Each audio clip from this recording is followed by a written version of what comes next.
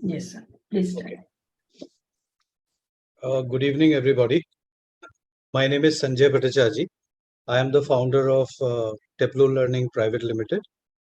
Firstly, I would like to thank agricultureinformation.com for providing me this opportunity to speak to each one of you.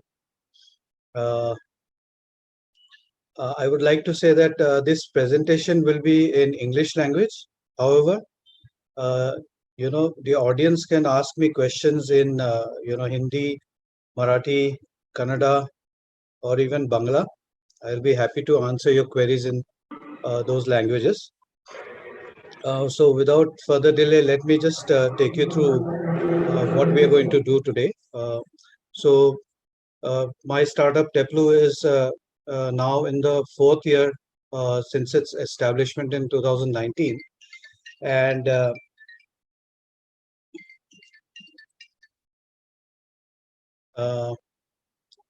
we have been incubated by Indian Veterinary Research Institute, which is based out of Bareilly, and also by Science and Technology Park Pune, which is a collaboration between Department of Science and Technology, Government of India, and Savitribai Phule Pune University.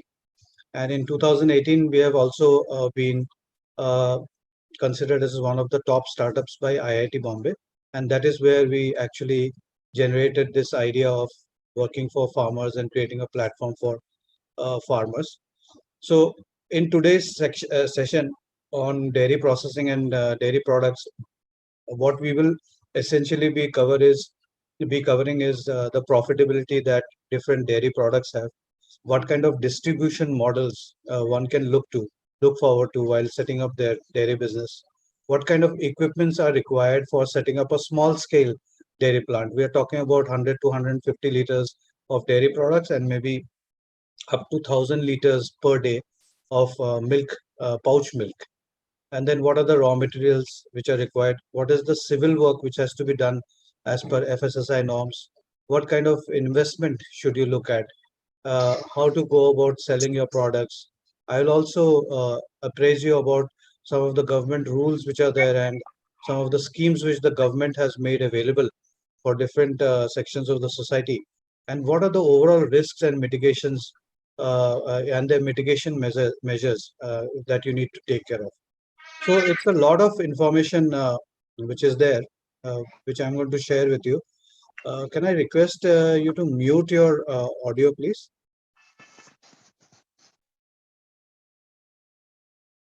Yeah. So there's a lot of information I'm going to share with you. So I will have to go a bit fast because we just have 1 hour's time slot. However, we'll try to keep 15 minutes for question and answers so that I can address your queries. So firstly, one might ask us that why is Teplo in the dairy sector? So firstly, if you look into the dairy farming segment of our country, the average milk yield per animal today is as low as 7 to 8 liters per animal. Whereas if you look at developed countries like US, it is 35 to 40 liters, and in countries like Israel, it is 45 to 50 liters per animal. So we are way behind. So that means there are a lot of issues in the way we are managing animals. Secondly, are dairy products really needed in this country? Well, yes. As per data, India is protein deficient. So there is an institution called Indian Council of Medical Research, ICMR, which recommends that for every individual, individual's body weight, so for each 1 kg body weight, we need 60 grams of protein per day. But actually, the consumption is almost half of that in India, and hence there's a lot of protein deficiency. Secondly, there are a lot of vegetarians in country who derive their proteins from cereals such as dal, but such proteins are not easily digestible. Hence, the easiest way for the body to obtain proteins is from milk and dairy products. Okay, so there is a huge scope, and for the next 100 or 500 years, the demand for dairy products is not going to decrease; it's going to increase. Now, why am I saying that the demand is going to increase? Is because there is also another research which says that as and when the income of an individual increases, the first expense which they do, the increase in expense happens in food items. So people have better quality food, and hence as the propensity to spend increases, as the income of people increases, the expenditure on dairy products is also going to increase. If we are setting up a dairy plant in any rural area, or if we are encouraging dairy farmers to produce more milk, it creates rural employment, and in the process, it also leads to reverse migration. So, if you visit villages today, you will see that most of the population in the villages are the aged people, and the youth have actually gone to the city. And it is not that every youth from villages, an engineer or a doctor. Many are there who are working as security guards. They are working as daily wage laborers also. So if these people can come back to the village and get into dairy farming and supply their milk to a local dairy plant, this will increase their incomes. They will easily earn 15 to 20,000 by by staying in their villages. So we are in this sector, hence we are in the dairy segment, because there is a serious implication of making developmental efforts in the dairy sector. And hence what we have is we have a platform, online platform, where we have different courses on scientific dairy farming, and we have dairy product manufacturing courses also, the online courses. We had started with classroom courses on dairy product manufacturing, which were of 2 days, but then we realized that when people went back to their place, people came from different parts of the country. They were not getting the same kind of ingredients that our experts were suggesting. They were not using the same kind of machines, and hence there was a lot of product failures. Hence we started setting up dairy plants for people, wherein we provide end-to-end solutions, we provide training, we provide equipments, we get the license of people. We also do product development, where our team stays with the entrepreneurs at their place for 4 to 5 days, and then we develop the products as per the requirement of customers, and then hand over, and we keep monitoring and auditing the plants, and any kind of troubleshooting which happens in small or large dairy plants, that also we solve. So we have over 15,000 users from 11 countries as of now, and we have set up our manufacturing plants in Maharashtra, Gujarat, and currently we are setting up in Karnataka. As far as academic linkages concerned, our courses have been recommended by IVRI as beneficial for farmers. So why is it that when we talk of dairy plants, we have been able to achieve a very high success rate?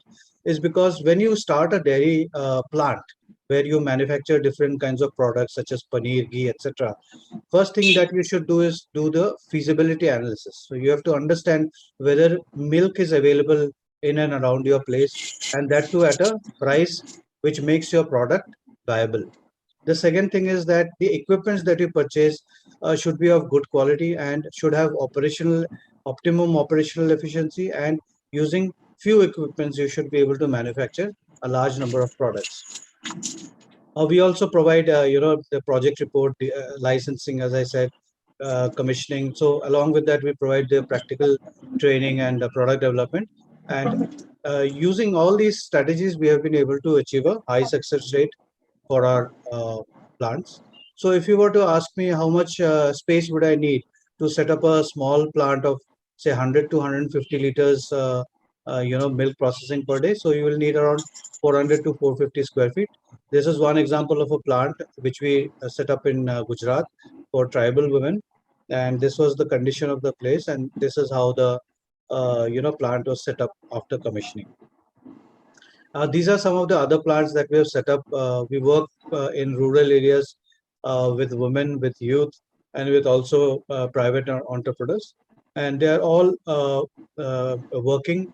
And from day one, all the plants are working on a profitable basis at a unit level. So when I mean profitable at a unit level, which is that if you are manufacturing paneer, so if the price at which you are selling paneer is 240 rupees, so we ensure that we use dairy technology in such a way that your manufacturing cost becomes 210 rupees. So you have a margin of at least 30 rupees. Now let's get into what are the products that you can make. at a small scale with 100 to 150 liters of milk. So you can manufacture paneer, which is of low fat, or malai paneer. Low fat paneer typically ranges, up to 2.5%, and malai paneer, as per FSSI, is ranges from 3.5 to 4.5%. Then you have ghee, which can be obtained from buffalo milk and cow milk. You can make khoa, which is also called mawa in certain parts of our country, and then you can make rabdi basundi. You can make fermented products like curd, lassi, buttermilk, kulfi, ice cream, Shrikhand, Amrakhand. If you make Shrikhand or Amrakhand, that's a delicacy in Maharashtra and Gujarat. You can make make it out of different other flavors. Then you can also make sweets like rasgulla. We also help you make more than 40 types of sweets, and we also help you manufacture pouch milk in 200 ml, 500 ml, or 1 liter pouches. Right. So these are the products that you can start with. However, as I will go ahead, I will explain that you should start with a few products. Although you might have a wide portfolio, but you can start with a few products in the beginning. Now, the first question that we need to answer is whether all kinds of products, dairy products, can be made from all kinds of milk. So, if we talk of milk, how many kinds of milk do we have? We have buffalo milk and we have cow milk.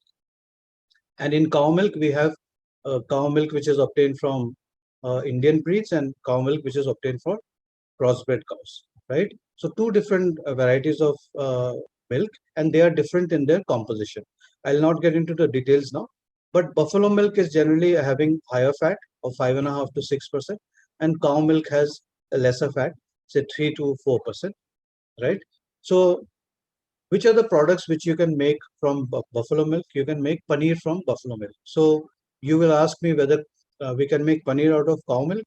Yes, you can make paneer out of cow milk, but it will give you a yellow tinge, right? Which may not be acceptable easily to your customers.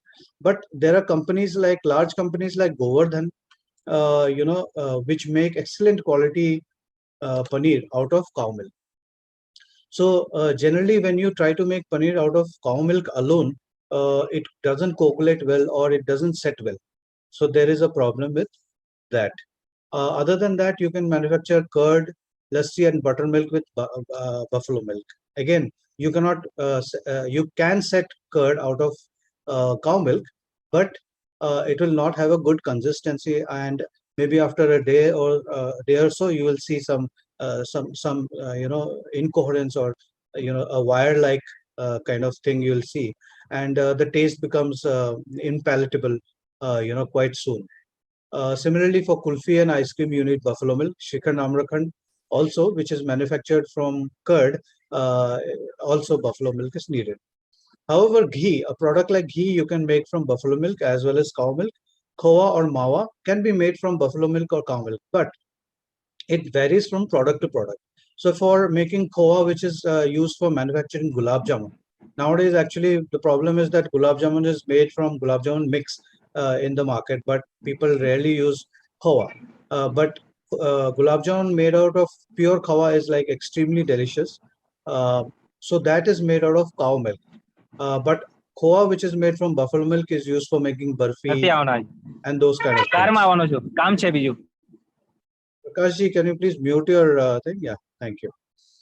Indian sweets can both be made out of buffalo milk and cow milk, but in Indian sweets, the Bengali sweets such as rasgulla, anguri, rasmalai, chamcham, they can be manufactured only from cow milk. They cannot be made from buffalo milk. Um, and processed milk, you can use both cow milk or buffalo milk. When you go for processed milk, you will have to standardize the milk. Standardization means whatever the expectation level of your customer is with regard to its fat, you need to have fat, that level of fat in the milk. For example, some customers may want toned milk or skim milk. Skim milk generally has 1% fat. So you will need to skim the milk. You will need to use a cream separator and take out the cream and sell it. There is another problem with processed milk. If you do not homogenize the milk, if you do not use a process of homogenization, what happens is that the fat of the milk usually tends to come up in the pouch, and hence the customer gets a different taste during different seasons of the year. So I must also add that during different seasons, which is winter, summer, rainfall, you will see that the quality of milk differs, and hence the standardization of milk for all the products is very important. Last but not the least, Rabdi and Basundi, these are two products which are usually made from cow milk. And Rasgulla, like I said, is made from cow milk. So this is the difference in the kind of products you can make from buffalo milk and cow milk. Let's look at profitability of some products. So a lot of small scale manufacturers, they manufacture these products, and they are often, I have seen, what they are quite deficient when it comes to calculating the profitability of products. What happens is they underestimate their expenses and sell the products at a relatively low cost, and hence the margins of products are very less.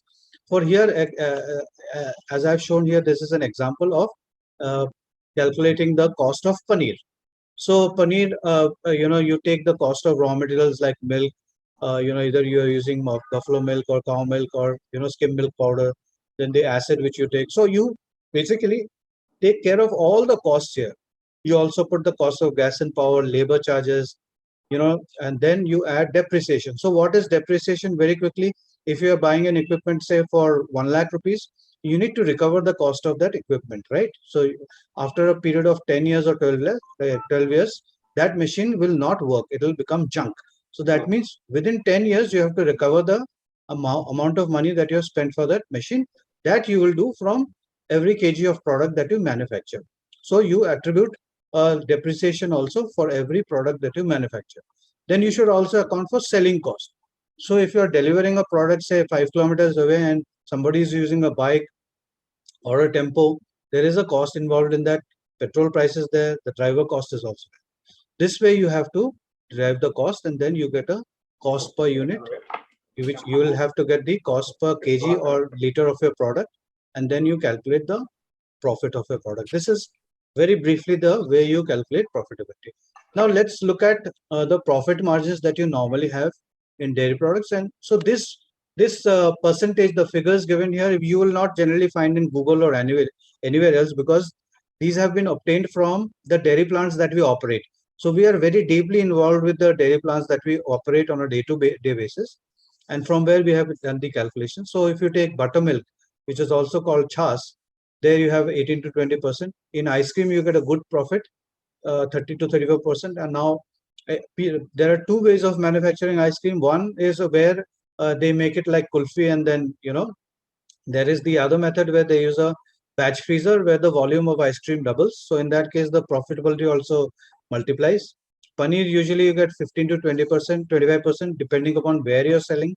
So if you're selling it at a wholesale price, where your cost of production is low, then you get lesser margins, but you have to play with more volumes. You have to sell more volumes in that.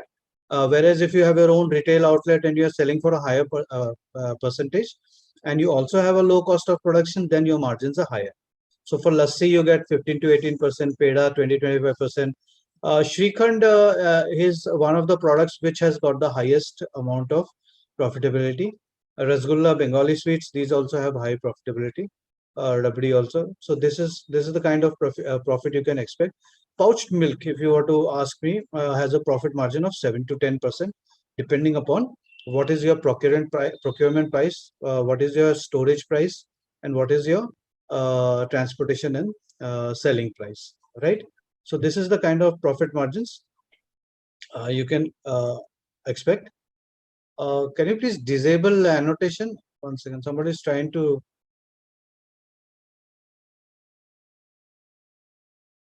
What's happening, sir?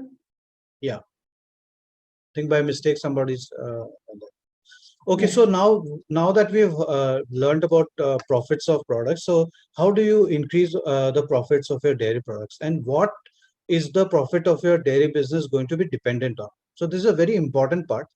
You must remember that when you're getting into the dairy business, the fat percentage and the SNF percentage of the milk that you use for making dairy products is one of the most important factors which is going to increase or decrease your profitability, right? So when you are procuring milk from whatever source, either a farm or a distributor, you have to check the fat, right? You have to check the SNF. So this SNF is going to increase or decrease the yield of your product. For example, we have seen that in case of paneer, we have taken buffalo milk from different sources, and from some sources, the milk, the paneer yield is around 200 grams or 190 grams per liter of milk, and in some we have seen 210, 220 grams also, right? The second factor is cost of milk, right? If you are suppose near to a village, and you are procuring milk at the rate of what farmers get from cooperatives, then you are in a sweet spot, right? So those who are in villages should try to get a rate. There is a rate chart given by different kinds of cooperatives. You should ask the suppliers to follow that rate card, and above that rate card, a 1 rupee or a 2 rupee commission is usually charged by the distributors. So you can pay as per that. So lower the cost of your milk, higher is your profit, right? So what happens if the cost of milk is high? So there are two scenarios where you are in a village which is like very isolated. We have several plants like that. Uh, so there the cost of milk is very low, but for them the market is a city which is maybe 40 or 50 kilometers. So the irony is that they have to spend more on transportation, right? But if your plant is in say in the outskirts of a city, like a city like Jodhpur or Mumbai or Bangalore, where the cost of milk is high, there what you have to do is your strategy has to be different. There you have to position your products for the premium customer segment, and try to build yourself there. So in this kind of a situation where cost of milk production is high, what we do is we enable you to reduce the cost of production by using different kinds of ingredients, by using milk powder as per FSSI norms, whatever is permitted as per FSSI. But depending upon the location, you have to change your strategy to make yourself profitability. Ingredient, the kind of acids that you're using, for process, that's very important for managing your profitability. When we talk of process, some people use in the manufacturing of ghee, they use a process called Bologna process. That's a traditional way of making ghee. But unfortunately, there is a lot of wastage, of the curd after making the ghee. So if you're not able to utilize that curd for some other product, then your cost of manufacturing goes very high, which means you have to sell your milk for 3,000, 3,500 rupees a kg. And believe me, we have our customers who run dairy farms of indigenous cows, and their cost of milk production, cost of ghee production goes up to 3,000, 3,500, per kg. Abdul Rashid ji, I'll answer your questions at the end because I have a lot of ground to cover. I would request everyone to write down your questions, and then I will answer them one by one. Okay. Shelf life. Now, the most important thing is when you're starting a dairy product, the amount of wastage of the should be minimal. That means your product should not stay idle. They should sell off, or even if they are not selling off for some time, you should provide them the adequate shelf life. So normally, curd, if you take normally, under refrigerated conditions, which is less than 4 degrees, will stay normal for 4 to 5 days. Like even chas is the same, or lassi, it's the same. Khowa, if you refrigerate it properly, it can stay up to three months. Paneer again will stay up to 4 to 5 days, right? But there are techniques which are available. There are techniques which are available where you add permitted preservatives, and you can increase the shelf life of paneer to 1 month. You can increase the life of curd and all these curd, lassi, chas to 1 month. You can increase the shelf life of uh, khawa to 6 months, and the natural life of Shrikhand or Amrakhand, if stored below minus 10 degrees, is actually 6 months. So you can extend the shelf life of products, and hence you don't need to worry whether your products are not getting sold, in a day or two, right? The other important thing is hygiene. Hygiene, you have to follow strict hygiene factors because uh, lots of fungus can come in, and they are all temperature resistant fungus which are available. They will come into your product and reduce the shelf life. And once the customer finds that the product has got some hygiene issues, it takes a long time to get that same customer back to you. And lastly, how you position your products. Like if you're, like I said, you're in a village or in your city. If you're in a village, generally the villagers prefer to have lassi or some product peda, which are sweeter, right? But people in cities, they prefer these products which have less sugar. So you need to position yourself as per the taste, as per the requirement of your customers, right? Now let's understand the marketing which you need to do, and what are the marketing channels which are available. There are four different categories of channels in the dairy segment, which is like any other FMCG business. The first is the B2C. Very quickly, if you have your own retail outlet or you are catering to the customers directly yourself, you're selling to them directly, that's a B2C channel. B2B is where you're supplying to hotels, caterers. It is called HoReCa, hotels, restaurants, and caterers. Okay, then you have B2B2C. So if there is a grocery store which has a refrigerator and you're selling the product to the grocery store in turn is selling to the customers, then that is a B2B2C segment. And lastly, the latest segment is D2C. So some brands prefer to have their own app or website, and there are these third-party apps like Zomato, Swiggy, Zepto, where people also sell their products, right? So we did a study of to understand, the cost and returns in these different kinds of segments. So if you compare all these segments on two parameters, which is overheads. Now, what are overheads? Overheads are your indirect costs. So if you're setting up a retail unit, the cost of running the unit, the electricity charge, the selling charge, or if you're selling to some distributor, the transportation cost, the manpower cost, these are all overheads, right? So if you compare these overheads and the margins, then uh, the most profitable channel is the B2C segment. So if you have a decent place in a city or in a town which has got good visibility, and you set up your own shop or you sell to customers directly for the quality of your products, then you have the highest margin there. You can, for example, in Mumbai, we have brands like Punjab and Sindh Paneer, which sell paneer for 480 rupees a kg, right? We have Sweet Bengal again in Mumbai, which sells one rasgulla for 45 rupees, right? These are unimaginable prices. So they command their prices. So, but the problem with B2C is that it is less scalable. So you can have 7, 8 shops, 10 shops, but you cannot have 100 shops, 200 shops, because logistics is a problem. Moving your products from one place to other, that's a problem. The second segment, B2B, the overheads are slightly less, the margins are slightly less because somebody else is distributing. So you can get basically sell products to hotels. So when you go to sell products to hotels, specifically products like paneer, they have different requirements. So one is a case where kind of paneer where they need to make seekh kebabs and those kind of things, where they need a slightly harder kind of paneer, right? So that is normally slightly less in fat. Then they need malai paneer also. Malai paneer is paneer which is high in fat. But you will encounter a typical problem there. You will see that there are people who are selling paneer for 190 rupees a kg. But let me assure you that it is practically impossible to make paneer out of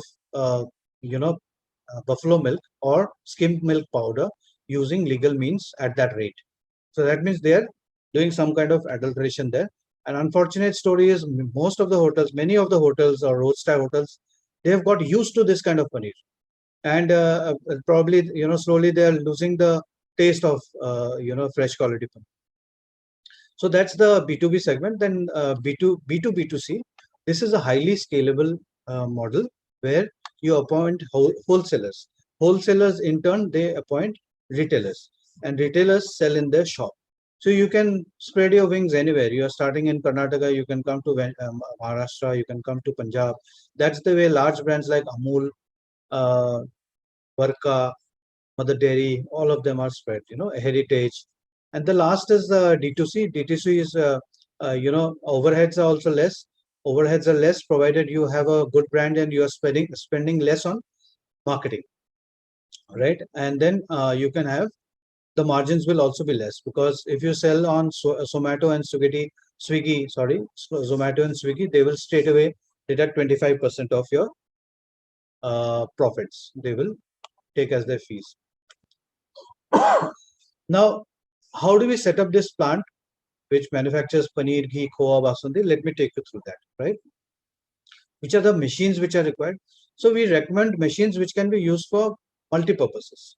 For example, this khoa machine here can be used for making for pasteurizing milk, for making paneer, for heating the milk for curd, for heating milk for for preparing khoa, for heating milk for making rasgulla, for chana.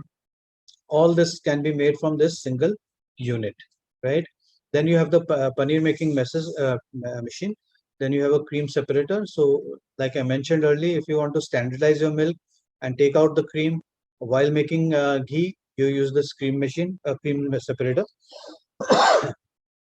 Then there is this lassi or buttermilk stirrer, which is used for making lassi and buttermilk.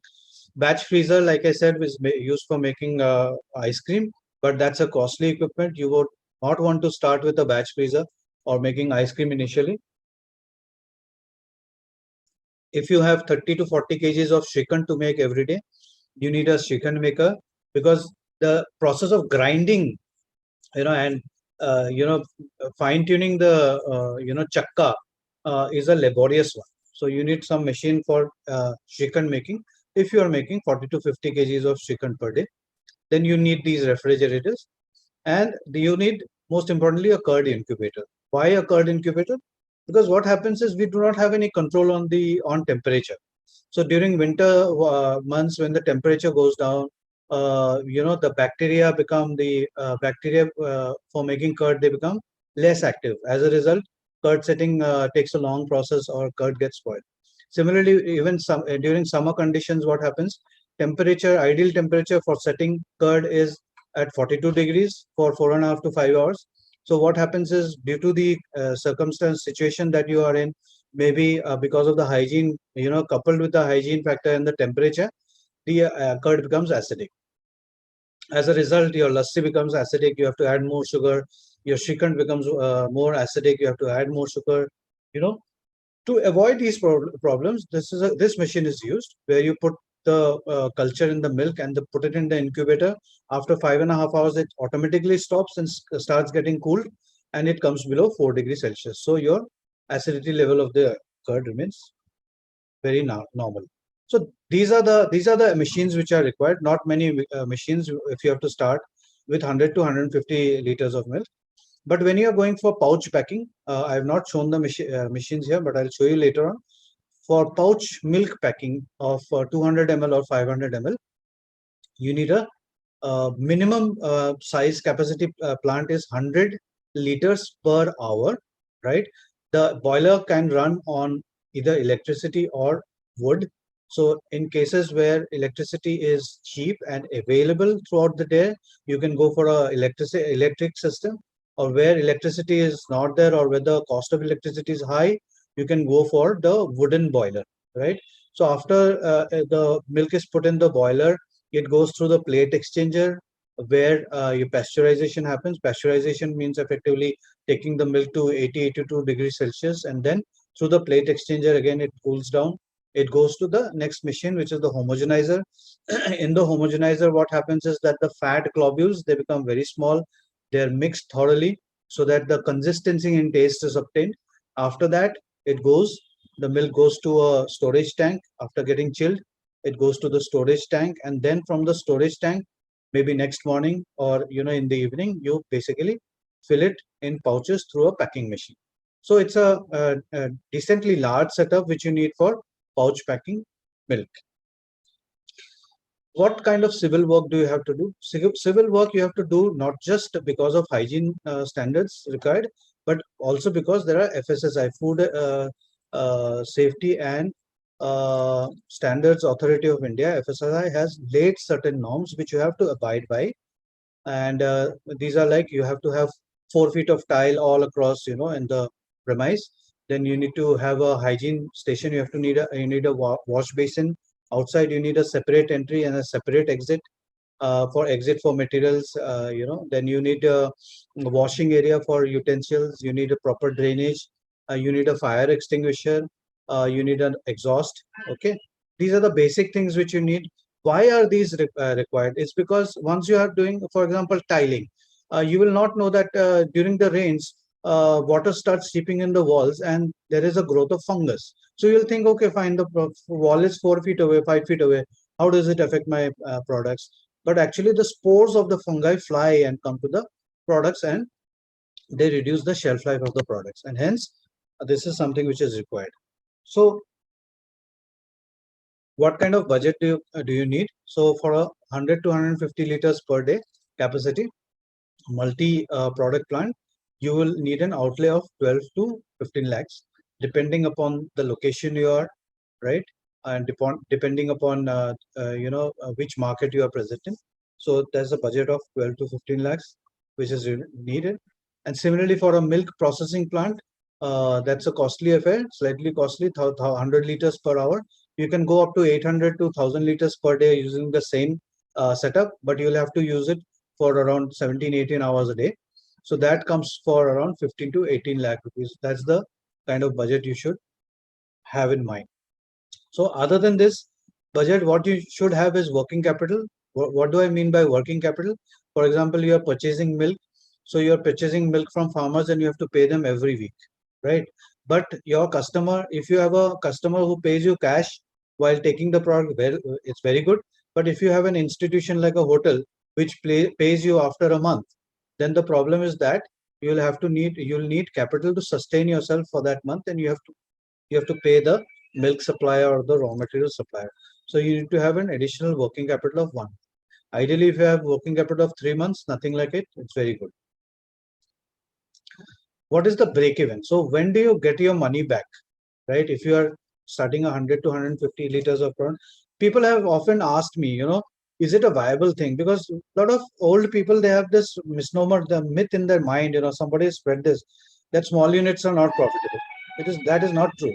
Small unit is profitable, definitely, but depending upon how you manage it, your margins may be lower high, right? If you are deciding to start a small plant and you are setting up a swanky showroom where the monthly expenditure is 50 to 60,000 rupees, definitely your margins will be less, right? So this is a low cost business to start with. Once you build your brand, gain traction, that's when you can spend more on branding and increase your footprint.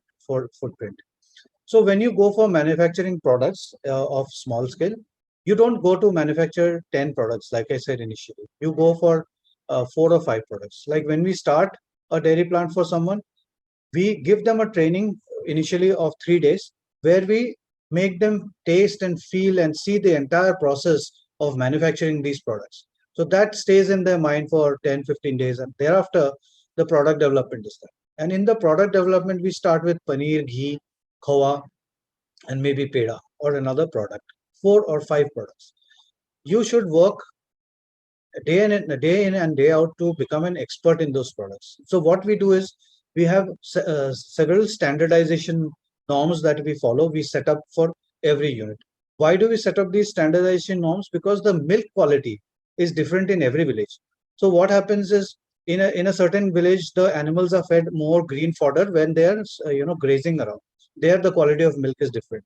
In another village, only dry fodder is fed, so the kind of milk is different. So firstly, we teach you how to do chemical analysis of that kind of milk, and thereafter we develop standards for product manufacturing, and then make you experts in those 5 products. After that, after 3 months, 4 months, when you have gained expertise in those products and you have gained traction, that's the time when you should go for the other products. So if you are manufacturing 5 or 6, 4 or 5 products that way, uh, so this is what we have normally seen in our dairy plants, is that you will break even typically by the end of first year or mid of second year. That's when you recover your cost. and initial year your gross profits are around 3.5 lakhs, and return of investment is around 20%. Now this figure will vary from plant to plant, depend upon how you are managing your operational expenses and all the other expenses, right? But this is grossly, this is the trend. So what are the government rules? So you have to get your FSSI registration done.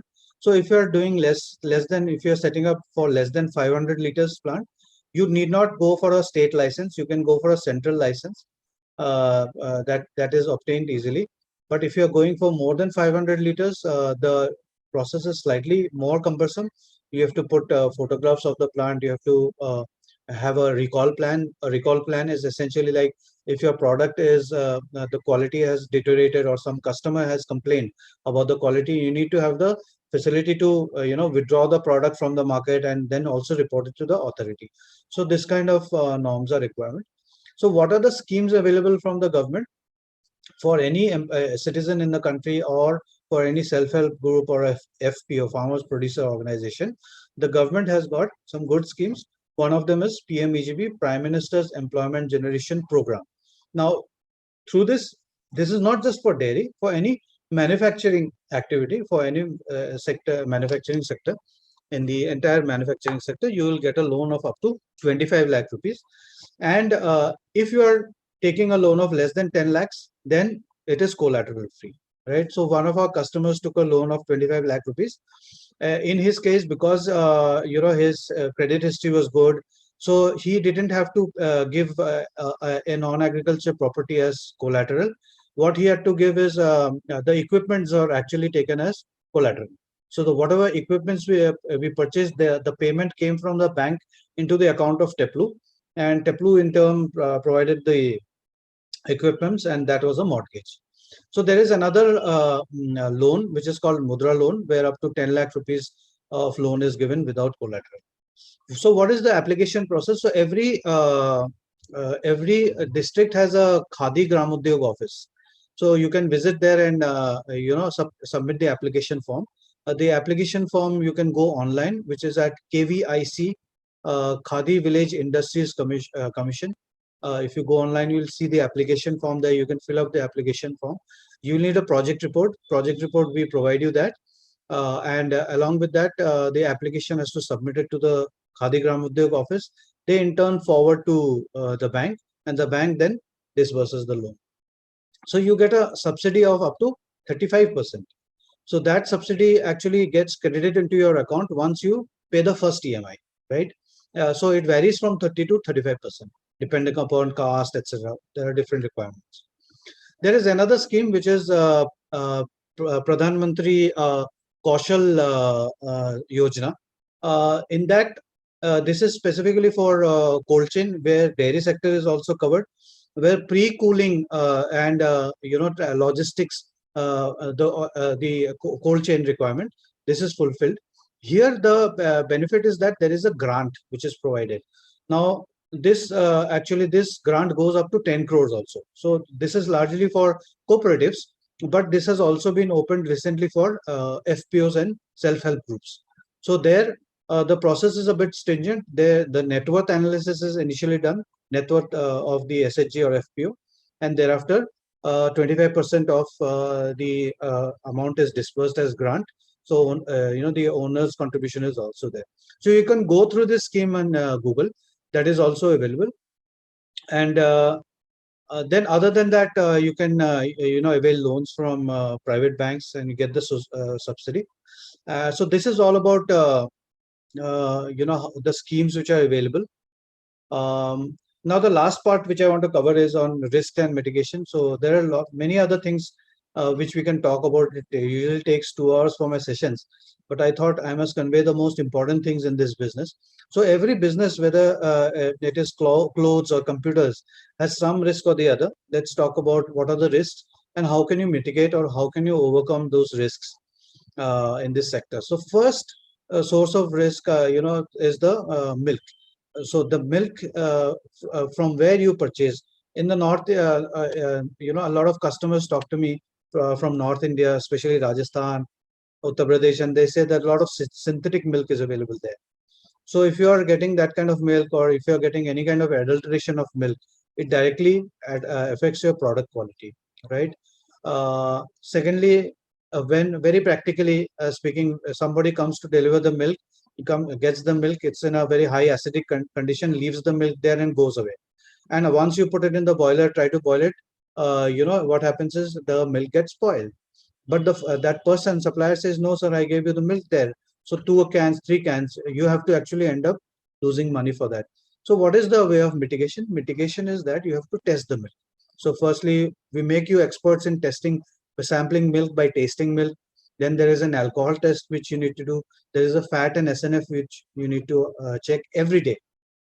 So suppose somebody is mixing water in the milk and selling it to you, and you're not checking your product yield, the quantity of paneer will be less, khoa will be less. So you need to do the test. If you do the test properly, there is no risk in it. You can manage it. Second is handling of milk. 1 liter of milk, if it falls down on the floor and it goes, then you cannot retrieve that, right? So 1 liter of milk, 55 rupees, goes in the drain. So milk has to be handled properly. It has to be boiled. It has to be stored properly, and not even a single liter of milk should get spoiled. Product hygiene and consistency, like I mentioned earlier, also is the most important. If the customer finds hair or any other external particles in the milk, then it's a big problem. The product will not, the customer will not come back to you. Consistency is a very important factor. You must have the same taste every day. The largest brands in the country, like Haldiram or whichever large brand you can, they have become big because they have been able to give the same quality, not just for 1 week, 1 year, but for 30, 35 years. That's consistency. And so that is very important. So food business is not an easy business. Food business is not an easy business because the taste has to be the same every day. The next risk is cost of production. So if you're, like I said, if you're not knowing the quality of milk, and the yield is less, then the cost of production goes up. So if your workers are utilizing the gas more than that is required, or they're not using standard techniques, then the cost of production goes up. So that is a risk, right? So you have to sell products in the market at a rate which is lesser than what competition is offering. You initially have to offer 4 to 5 rupees less per kg of what competition is offering. So your cost of production definitely needs to go down. Packing quality also needs to be good, right? There are different ways to ensure that packing is good so that shelf life of the product increases. Uh, you have to follow a regular production schedule. It's very important. If you decide that, okay, no, tomorrow I'm not going to make the product, but the customer who has already asked you for an order will be very frustrated if you don't deliver the order on the day that it was scheduled. So you have to follow the production schedule every day. Last but not the least, most important risk is that of credit cycle. So a lot of people ask me, why do so many dairy plants shut down? The first thing that they do is they watch videos on YouTube, and they buy machines, from machine suppliers. Machine suppliers tell them that, okay, you take it. It's a very important, very, very easy process to manufacture products. So they buy the products and they hire some karigars. In our country, karigars are very famous. It's not that they're all bad. Karigars are also very important people, but some of the karigars decide to fly off. Some of them even don't know how to make good quality products. So they leave the owner, and the owner cannot manufacture the products. That's the first cause. Second thing is that the business runs out of cash. So this credit cycle is like I explained, when you're purchasing milk from a farmer, you have to pay him after an interval of 7 days or 10 days. But if your customer is paying you after 30 days, where will you meet this cash, the gap in cash from, right? So you have to arrange for that cash, or you have to manage your credit cycle in such a way that when you're selling your products, you should get daily cash, right? So that you're always cash positive. So credit cycle, if managed properly, there are very large companies in India which are, billion-dollar companies who have managed their credit cycle properly, and this is required even for a small-scale dairy plants. So these are all the things which I wanted to share with you. So I'm now open to questions. You can ask your questions. Please. Thank you so very much. much, sir. Thank you for a wonderful presentation. I will take up the questions from the participants now. In the meantime, can you please stop sharing the screen, sir, so that we can see your full video? Okay. Since we are running short of time, I will take a few questions. I will be sharing your contact details as well, sir. Yeah. Members can get in touch with you later. Sure. Okay. The first question is, looking back at your career, what will you say have been some of your major achievements in the area of dairy farming? Okay. In the area of dairy farming, firstly, I think I had my own dairy farm around 12 years ago of around 100 animals in the outskirts of Mumbai. So I have practically been a dairy farmer, managed my animals, and I faced a lot of challenges in there. But after having overcome those challenges, I would say that my greatest asset was the quality of milk that I was procuring. The somatic cell count of my milk was less than 2 lakh per ml. The bacterial count was quite less. There was zero mastitis in my farm. There were no animals with mastitis, and calf mortality was zero. So none of the calves in my farm had died. So I think I managed the farm extremely well. Operationally, I would say we were profitable and we made good money seasonally at that time. So that time milk was selling for 10 rupees a liter. I think after that, what I did was I have been able to create a course, A to Z of scientific dairy farming, which took me 2 years. Why I created that course was because I understood the pain that dairy farmers go through, or any new person who enters dairy farming goes through, and so that they avoid the pitfalls which I faced. I created this course with the help of 12 veterinary doctors, and this is the only kind of course in India which is there. And we have a large number of people from all across the country who are undergoing this course, and we have got very good reviews from that.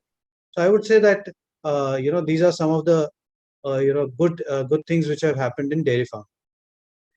Sir, are these courses conducted online or it is offline, sir? So these courses are pre-recorded. They are pre-recorded because there are certain we have shot all the videos in farms. So if a cow is pregnant and it is say delivering at 2 o'clock in the night, you cannot see that in the farm, right? You do not know when it is going to deliver or the complications which you face. So what we did was we went to the farm, we stayed there for 2 years in different farms across the country and recorded those. So all the videos are in pre-recorded format, but there is a chat option below the videos where you can ask the experts a question. The question is answered there as well as through email. Okay. And how do you charge for these courses, sir? So the dairy farming course is priced at 4,000 rupees for subscription. It's a lifetime subscription. And dairy products manufacturing course is priced at 1,800 rupees. Okay. So there 13 products are covered. Okay. Do you also help your clients in marketing their products? Yes, we help clients in marketing dairy products. So when they are manufacturing, right now what we are doing is we are whichever plants we are setting up, we actually find wholesalers, retailers, hotels in those places, and we connect them to them. But going forward, our plan is to package these products and sell them in the market. So we will select certain plants which show discipline, which show hygiene, which follow the standards that we are setting up. And from them, we are going to take the products and brand them and package them and sell them in the market. So that will happen maybe after a year or so. Okay. What profile of clients come to you for consultancy? Who are the typical people who work with you? So in dairy farming, we have dairy farmers of all categories. I would say most of them are progressive farmers. They are the people who are inclined to learn. See, one thing I have understood is that you cannot push anybody to learn, even if it's my children, going to school. You cannot just go on pushing them to learn. So these are people who are really interested in learning. There are farmers who have been, practicing dairy farming for more than 15 years. They have also subscribed to our course. So that's one category. So in dairy farming, we have all kinds of farmers. In dairy products, we have women groups. So we have worked with very backward villages which have no access to internet, and there barely any roads are there. There are women. We have worked with tribal women in areas in Gujarat, which are again very backward. We have also worked with rural youth, very progressive rural youth in areas like Purandar in Pune, where they have set up dairy products. So basically, we have worked largely with people from rural areas, more from rural areas. Okay. Are most successful dairy farms in India run by traditional farmers or by entrepreneurs who come into dairy farming? I think the uh, the parameter of success firstly needs to be defined, right? Uh, and it cannot be generalized. So, for example, in traditional dairy farmers, uh, most of the dairy farms in India, as per whatever statistics is available, have an average yield of 7 to 8 liters per day. So I will not consider that as a yardstick of success, right? But they are still existing. Why are they still existing? Is because they are getting a regular cash flow from them, right? Uh, on the other side, if you look into dairy entrepreneurs who are coming fresh, there are people who don't have any idea about the problems they will face in the dairy farm, right? As a result, they pack up, and after a year, they are just back into their jobs, right? So there are both these categories there.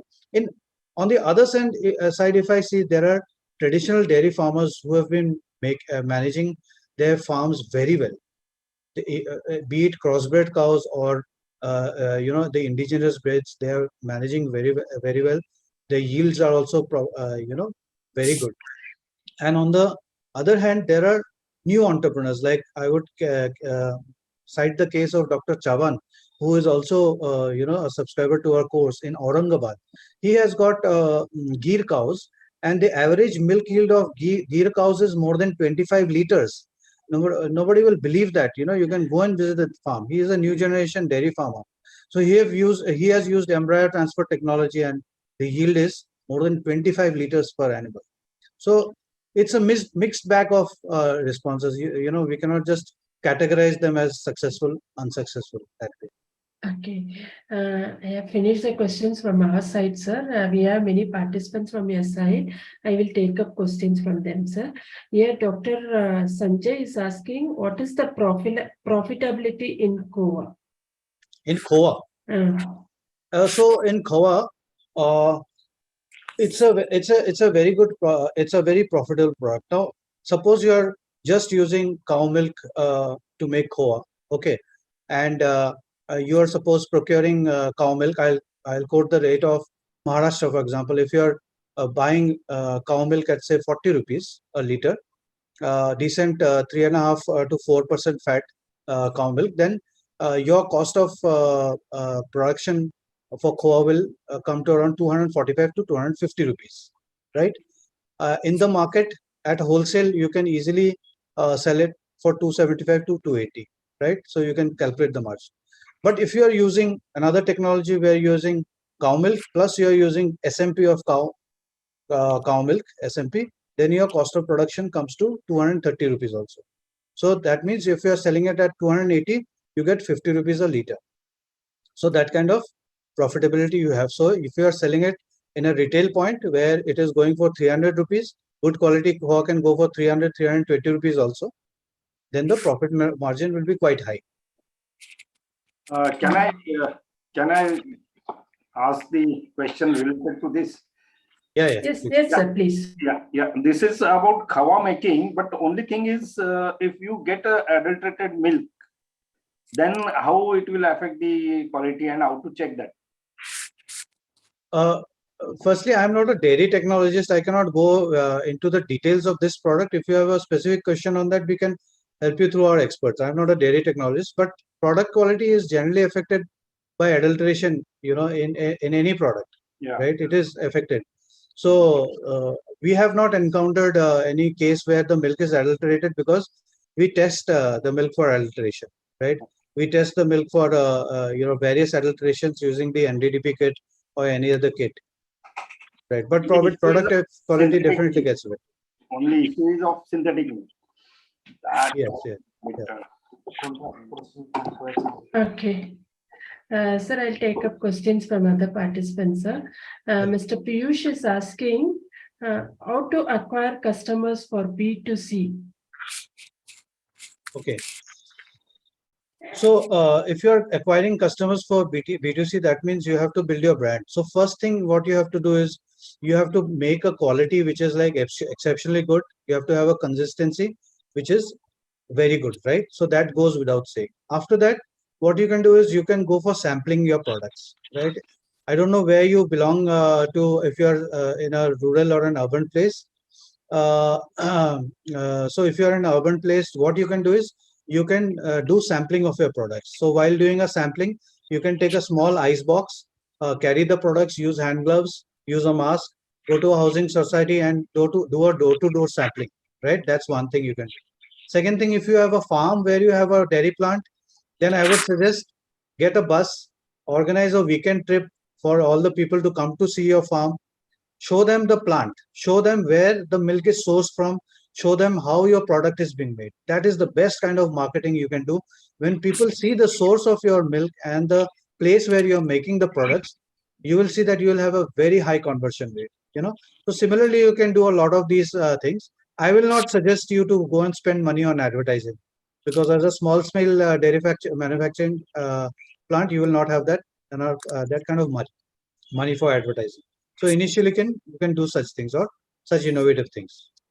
Okay. So since we are running short of time, we are having a lot of questions in the chat window. I have shared your contact details with the participants, sir. They can get in touch with you. One last question I will ask, sir. The cost of cattle feed is directly proportional to the profitability of the dairy.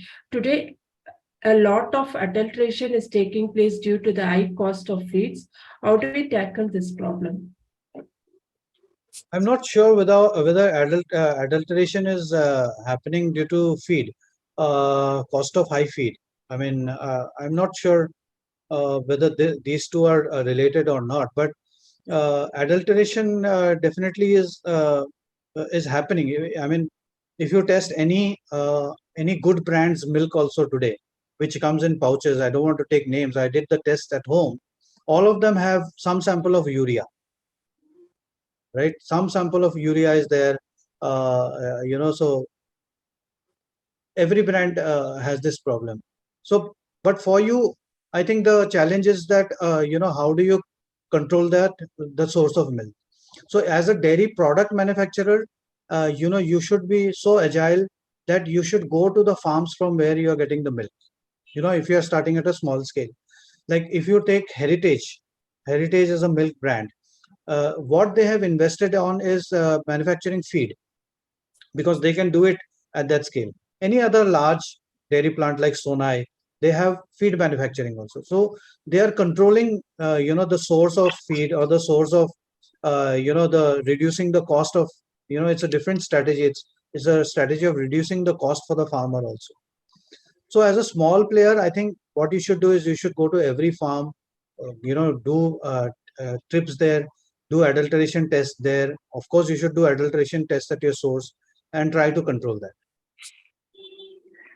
Okay, thank you very much, sir. I'm now concluding the round of questions. On behalf of agricultureinformation.com, we like to thank Mr. Sanjay Bhattacharjee for the talk and for answering the questions. I like to also thank all the participants in the meeting. This meeting will now be closed. Thank you. Thank you. You're welcome, sir. Yes.